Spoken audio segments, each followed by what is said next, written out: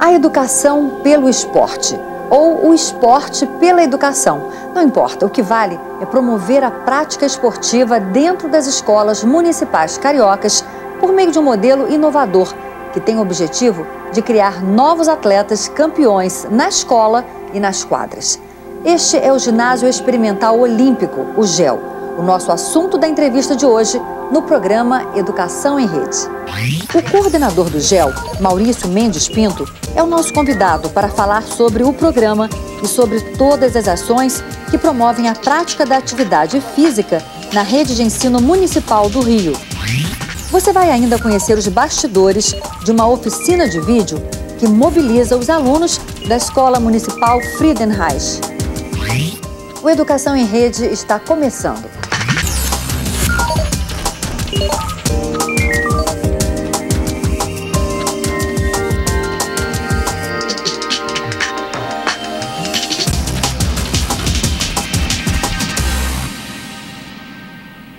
Imagine uma escola municipal que é, ao mesmo tempo, um centro de treinamento de excelência para novos atletas. Isso é o GEL, Ginásio Experimental Olímpico, um programa inovador que alia o ensino regular ao incentivo à prática esportiva. As escolas participantes vão contar com um modelo pedagógico semelhante ao do Ginásio Experimental Carioca, ou seja, elas também vão se basear em 3 eixos: excelência acadêmica, apoio ao projeto de vida do aluno e educação para valores. Neste caso, a ênfase será dada aos valores olímpicos. E para nos contar sobre o GEL e sobre outras ações de promoção do esporte na Rede Municipal de Ensino Carioca, eu recebo Maurício Mendes Pinto, coordenador do GEL pela Secretaria Municipal de Educação do Rio de Janeiro. Tudo bem, Maurício? Tudo bem, graças a Deus. Bem-vindo. Maurício, quais são os objetivos do Ginásio Experimental Olímpico? O objetivo principal do programa é a gente consolidar na cidade do Rio de Janeiro uma política sistematizada de descoberta de talentos esportivos. Assim como em outros países que são potências mundiais no esporte, a iniciação esportiva é feita na escola.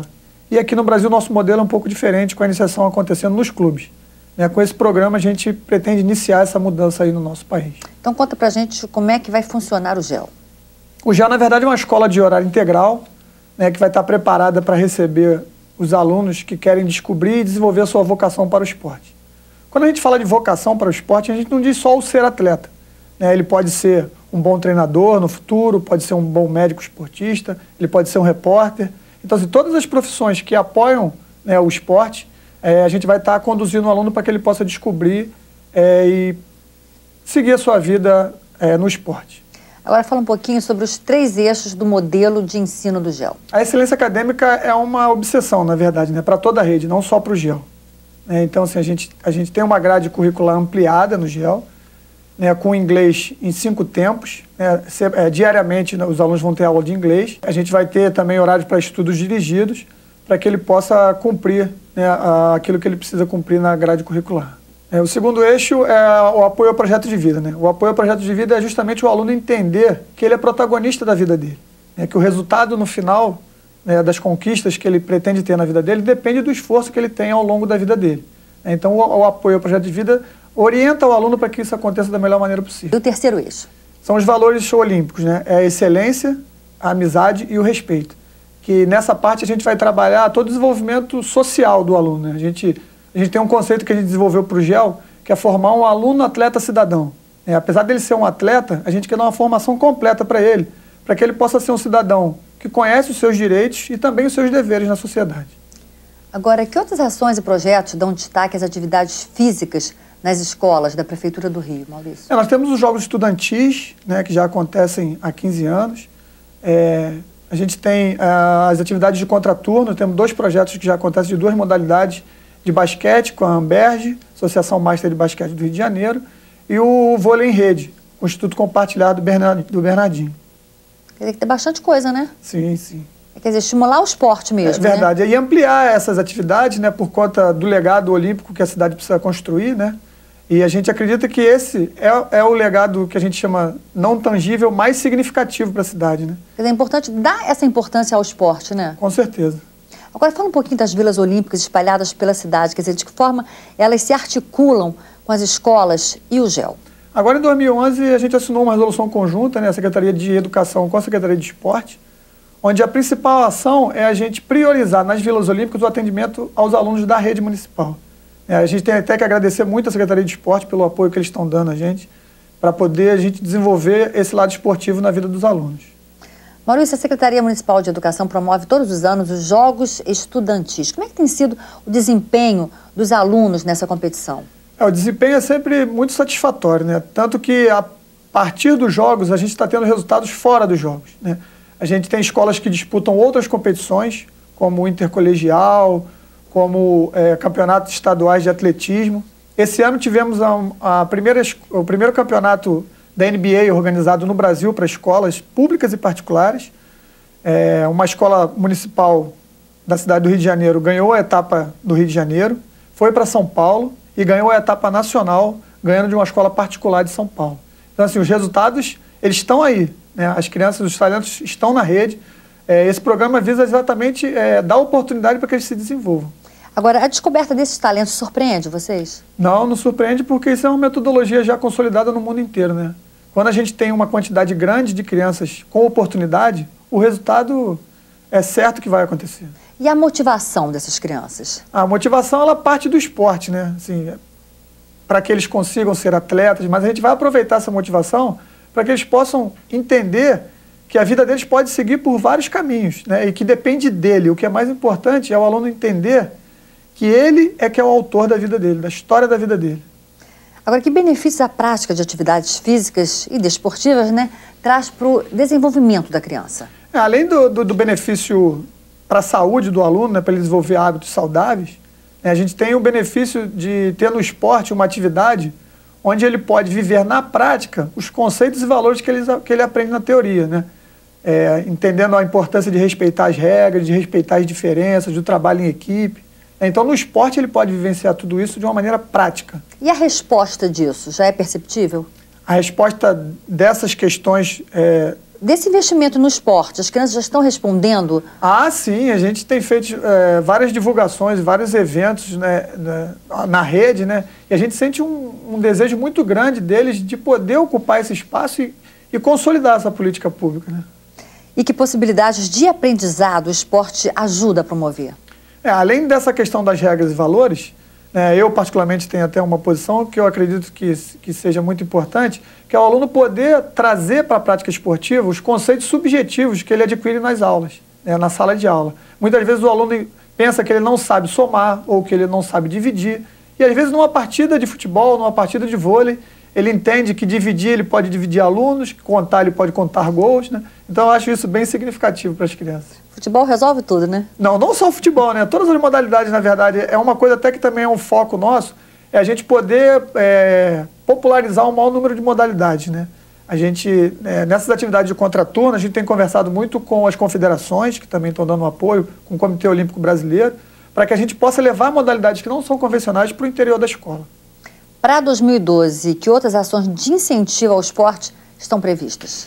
Para o segmento de esporte e educação física na rede, estamos pensando na capacitação dos professores de educação física, para todos os professores de educação física, como aconteceu em 2011. Um pouco diferente, porque a gente vai tentar levá-la ao longo do ano todo, que ela aconteça nas coordenadorias, né, que os professores possam se reunir mensalmente nas coordenadorias, revisão das orientações curriculares de educação física, produção de material de apoio para o professor e para o aluno, também ampliação dos jogos estudantis, né, incluindo novas modalidades, a criação dos primeiros jogos paraesportivos, que é muito significativo, né? Nas outras escolas que vão ser desenvolvidas pelo projeto, está prevista o desenvolvimento de uma escola para alunos para atletas também. Então, assim, o foco inicial do GEL é o atleta olímpico, porém a gente não perdeu de vista os atletas paralímpicos. Isso é importante também, investir nesse segmento, né? Até para os alunos entenderem também aquilo que a gente falou, aquele valor da aceitação, de entender a diferença do outro. É um exemplo realmente de superação, né? Com certeza. E esses para-atletas, na verdade, ensinam muito, não só para as crianças, mas para toda a sociedade. Verdade. Lições de vida. Lições de vida. Maurício Mendes Pinto, muito obrigada por sua entrevista aqui ao Educação em Rede. Obrigado a vocês. Um programa como o Ginásio Experimental Olímpico pode realizar sonhos de muitos alunos com com vocação para o esporte. Para outros adolescentes, as escolas podem ser excelentes incubadoras de talentos e sonhos. A Larissa, a Juliana e a Isabela estudam no Ginásio Experimental Carioca Mário Paulo, em Vista Alegre, zona norte do Rio. São amigas, estudam na mesma escola, mas têm projetos de vida bem diferentes. Veja só.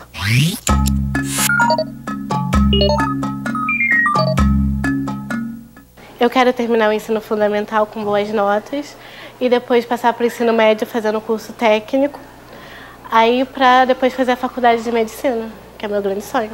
Eu quero estudar bastante matemática e português, porque cai bastante nos cursos técnicos. Meu projeto é terminar o ensino fundamental, ir para uma escola técnica e cursar ser oficial de marinha na área de informática. E para entrar como oficial tem que fazer faculdade e é melhor oficial porque tem como ser até capitão de marinha e guerra oficial. A gente estuda bastante todas as matérias de ensino fundamental e informática também, fez o curso. É isso.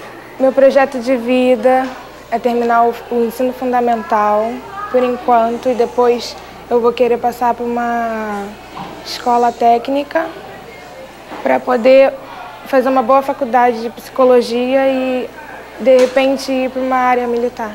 A matéria que eu mais gosto é português. Porque eu acho que é bom lidar com as palavras, saber falar. Eu gosto de conversar com as pessoas, mas eu prefiro ouvir do que falar.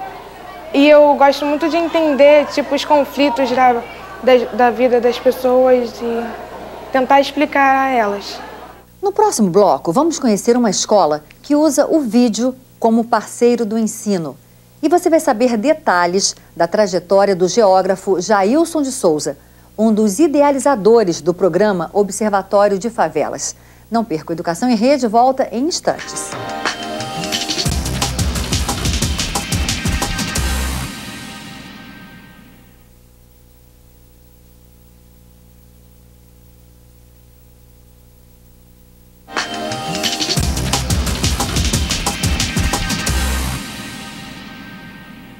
As tecnologias estão cada vez mais presentes no cotidiano da sala de aula. E não podia ser diferente. Os jovens alunos são conectados e antenados. E o professor que consegue aliar seu ensino à linguagem das mídias ganha muitos pontos. É o caso dos professores Maurício e Denise, que desenvolvem uma oficina de vídeo na Escola Municipal Friedenreich, no bairro do Maracanã, zona norte da cidade. Nós fomos até lá conhecer os bastidores das produções desses alunos.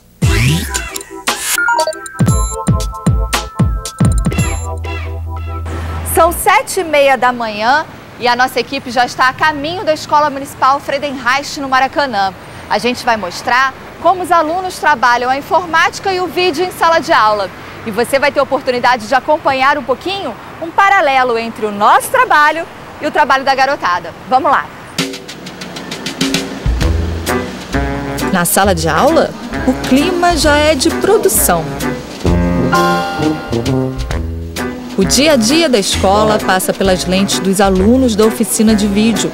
É o projeto Friedenreich está na mídia. A gente queria que a aprendizagem fosse significativa para as crianças. Então, para que filmar o nosso cotidiano? Para que eles possam ver o resultado dessa filmagem, para que eles possam ver o próprio trabalho deles de uma outra forma, né? Utilizando as diversas linguagens. A nossa equipe chega, também monta os equipamentos e logo a câmera e o cinegrafista viram objetos da curiosidade dos estudantes. No outro lado da sala, um grupo de alunos trabalha nos computadores a edição das matérias feitas na escola. Eu edito os vídeos que os câmeras filmam. Eu aprendo coisas novas no computador que eu nunca soube. Na edição, a gente aproveita para trabalhar a produção textual com eles, além dos conhecimentos de informática. Aqui, os estudantes gravam o quadro Eu Indico. Colegas de outras turmas dão dicas de livros que descobriram na aula de língua portuguesa. Eu indico o livro Renaissance de Narizinho. Conta várias aventuras desta menina. A que mais gostei foi O Reino das Águas Claras. Conta de uma menina que foi convidada pelo príncipe peixe a ir ao seu reino. Ele se apaixona por ela e quer se casar com ela. Se você quiser saber se aconteceu o casamento, leia o livro. Depois de editado, o material é colocado no blog da escola. Porque isso é uma linguagem que já é deles. Na verdade, é novidade para os professores, né? Eles já têm uma intimidade com o vídeo, com a informática, que é só colocar o equipamento na mão deles que eles já fazem praticamente sozinhos. Então, eles, na verdade, precisam só de uma orientação, né? De uma mediação. Isso já faz parte do cotidiano deles. Então, a gente queria incluir isso no cotidiano da escola. Eu já aprendi a montar o tripé, a levantar a luz, a enquadrar. Aprendi muitas coisas. É muito bom, mas no início era um pouco difícil, mas agora eu tenho mais o jeito. É bom, porque você pode ter a chance de sentir como um adulto. Eles conseguem ter contato com outras realidades diferentes da sala de aula, né? daquela coisa mais trivial. Então, para mim, enriquece muito e facilita, é muito significativo para eles. Eles gostam muito e facilita a aprendizagem. Isso é simplesmente maravilhoso porque, primeiro, que é uma produção que os alunos conseguem realizar. A educação torna-se um produto, alguma coisa palpável, visualizável, que os pais vão poder ver em casa, os primos, os parentes do Nordeste, todo mundo vai poder assistir, porque via internet vai ao mundo inteiro, torna-se uma coisa produtiva e consegue também preservar a própria história e a qualidade do que é produzido dentro de uma escola que pouca gente fica sabendo, uma escola como essa, por exemplo, que tem muitas atividades extremamente interessantes. A gente procura trabalhar desenvolvendo a capacidade do aluno de descobrir dentro dele o que ele é capaz, o que ele pode, de acreditar em si, de se lançar nos projetos, de arriscar. Eu acho muito bom a gente se expressar através do vídeo. Por quê? Porque as pessoas podem te conhecer melhor. Adorei. Ele nasceu no Complexo da Maré. Cresceu ouvindo que na favela não existe futuro. Estudou, fez curso superior e criou o Centro de Estudos e Ações Solidárias da Maré, o CEASME, que hoje é campeão de aprovação entre os cursos pré-vestibulares comunitários. Fundou também o Observatório de Favelas, um polo de estudos e pesquisas que objetiva reunir dados e informações para a elaboração de políticas públicas para comunidades pobres. Vamos conhecer agora Jailson de Souza, um dos pesquisadores mais respeitados do Rio de Janeiro.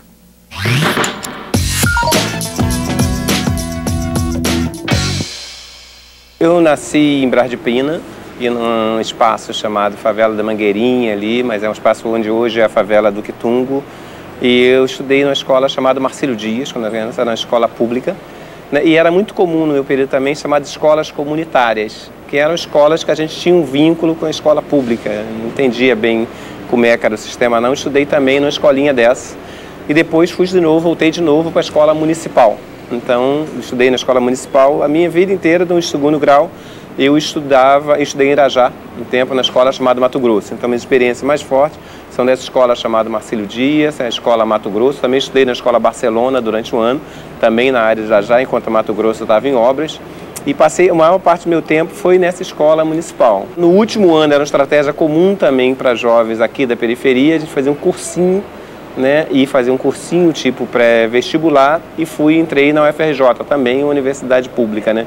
Então minha trajetória toda se passou no ensino público e no ensino público da periferia, né. Então eu tive toda uma experiência de formação e eu valorizo muito essa experiência de escola pública, porque todo o meu processo de construção da racionalidade, ampliação da minha pesquisa de educação se deu no âmbito da escola pública, né. O que eu mais gostava na escola eram os livros. Na minha casa tinha poucos livros, né, então eu gostava muito, eu tinha uma compulsão por leitura. Eu lia qualquer tipo de coisa que aparecesse na minha frente. Eu aprendi a ler com 5 anos, com a explicadora, que também era uma experiência muito comum. Então eu já entrei na escola semi-alfabetizado e eu me lembro muito da experiência de contato com os livros, né? Eu gostava muito desse tipo de experiência. Eu lembro de alguns professores foram muito marcantes para mim, por exemplo. E 2 professores significativos. Uma professora de português, que me estimulava muito em termos de escrita, outro professor de português que começava a trabalhar também com literatura e valorizava muito a literatura. Eu me lembro que eu fui ver ontem meu filho, que faz cinema, estava todo animado que ele foi ver Irmão Sol, Irmã Lua, do Franco Zeffirelli, e ele falou que gostou muito, ele foi ver de novo, né? E ele gosta muito de filmes alternativos, eu estranhei. Porque eu fui ver esse filme quando tinha 14 anos por causa do professor Antônio. Eu fui no cinema ver um filme, fiz uma crítica, e depois de 18 anos eu fui em pleno carnaval rever esse filme também. Então esse filme teve uma marca grande. Certamente esses dois professores tiveram muito significado no meu processo de envolvimento muito grande com a literatura, muito grande com as artes. E teve um professor, quando eu tinha 14 anos, Luiz Sérgio também, de Estudos Sociais, que ele discutia com a gente a formação de um grêmio. E a formação de um grêmio, e fazia críticas veladas, ainda era plena ditadura, a forma como a sociedade brasileira tinha se construído, falava da escravidão, do racismo, e aquilo foi pouco tempo, mas me impactou muito.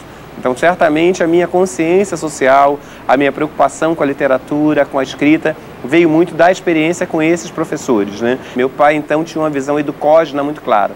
A escola é fundamental para a ascensão social. A minha mãe é a mesma coisa. Então, por um lado, meu pai valorizava, nunca estudou, minha mãe também nunca estudou, mas eles valorizavam muito a questão do conhecimento, principalmente meu pai. Então, meu pai gostava muito de ler e de se formar, mas, ao mesmo tempo, a minha mãe valorizava muito a estabilidade.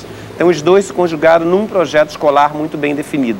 Então, a escola funcionava como, para minha mãe, uma forma de ascensão social e de acesso à carreira militar, que era o sonho dela, que todos os 5 filhos, todos os homens tivessem. E por isso meu pai não permitia que a gente trabalhasse até 18 anos, a gente vivia com muita dificuldade, era muito duro.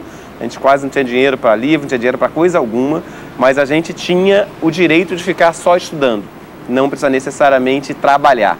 Além disso, eu descobri através da Igreja Católica muita importância maior do ser do que do ter. E a escola passou esse instrumento fundamental para mim de compreensão do mundo, de essa afirmação do ser. Então, desde garoto, eu quis ser professor. Então, com 13, 14 anos, eu já queria ser professor, porque eu era as únicas que queria fazer a universidade. E as únicas pessoas, o primeiro cara que de nível superior que entrou na minha casa fui eu. Nunca tinha entrado um médico, um advogado, um professor na minha casa. Então, com quem eu tinha acesso ao nível superior eram os professores. Então, eles foram modelos fundamentais na construção de uma perspectiva que era não só de acumular bens, na lógica do consumo tradicional, que a igreja e a teologia da libertação batia muito, e, ao mesmo tempo, me configurava um projeto de futuro. Então, a escola sempre esteve identificada comigo como um processo de formação intelectual e formação de um projeto de futuro que ia além da lógica tradicional de consumo. Eu cheguei na universidade, me tornei professor da universidade, apesar dos obstáculos estruturais, apesar das dificuldades colocadas pelas estruturas sociais. O desafio fundamental, então, é superá-las. A gente, quando cria o observatório, é primeiro na perspectiva de ter mais intelectuais da favela e da periferia falando por esse espaço, desses espaços. Tradicionalmente eram setores médios, nenhum demérito para isso, mas que falavam sobre os setores populares, sobre espaços populares. Formar intelectuais capazes de construir um projeto de cidade, um olhar para a cidade, a partir do seu lugar é fundamental. Eu não discuto só a favela, eu não tenho interesse só na favela, meu interesse é a cidade. Só que eu olho para a cidade a partir de um lugar específico, que é a favela, que é a periferia. Formar novos intelectuais com essa competência, com essa capacidade e esse engajamento é central. Então, o Observatório de Favelas surge, a princípio, como uma rede de formação de ideias, formação de projetos, formação de metodologias, de produção de equipamentos, serviços, de conhecimentos e difusão desses conhecimentos, dessas tecnologias. Uma rede grande, envolvendo diferentes atores, não só dos setores populares, mas também dos setores médios, porque nós fazemos nossos projetos aqui buscando que os jovens setores médios compreendam melhor os espaços populares, compreendam melhor a favela, compreendam melhor esse espaço a partir de outras referências. Esse encontro de intelectuais de periferia, de intelectuais de setores médios, de pessoas com diferentes trajetórias, mas capazes de construir um projeto democrático e justo de cidade, esse é o sentido da organização e por isso que nós a criamos. E vai além da minha origem, então vai além da minha trajetória. Eu adoro a produção de conhecimento, eu adoro a perspectiva de estar me humanizando a cada vez mais, mas o que sustenta mais que a paixão do conhecimento é um conhecimento vinculado à produção de um sujeito, de um ser humano específico. E é um ser humano em 4 dimensões. É um ser humano que se reconheça na sua subjetividade, na sua singularidade. Então eu não esqueço quem eu sou. Eu sou Jailson, antes de tudo, e tenho minha personalidade, minhas características, mas eu sou, antes de tudo, também um Jailson de Souza Silva, filho de imigrantes nordestinos, nascido e criado na periferia, estudante de escola pública, mestiço, negro, e que tenho muito clara a minha identidade social. Mas eu sou mais que isso também. Eu sou um Jailson Souza Silva, filho de um planeta que vive no planeta, que é de uma espécie específica, e me reconheço como ser humano e me reconheço nos outros. E reconheço na diferença, me reconheço nos meios e reconheço na condição de ser humano que temos. E que nós somos responsáveis por a construção desse planeta, o cuidado com esse planeta e o cuidado com outras espécies. Então são essas 4 dimensões do ser humano. Essa dimensão mais singular, mais pessoal, essa dimensão particular das minhas redes de pertencimentos, essa dimensão da minha espécie e essa dimensão como ser vital do planeta. Isso é que eu busco construir cada vez mais através do conhecimento. Então é um conhecimento engajado, é um conhecimento comprometido e de que tem vida, que tem carne, que tem sangue. É um conhecimento que reconhece essas possibilidades para a vida humana. E isso me apaixona. A história de Jailson de Souza é um exemplo de como vontade, determinação e paixão são ingredientes essenciais para realizar sonhos e projetos. O Educação em Rede vai ficando por aqui. Uma ótima semana a todos e até o próximo programa. Tchau!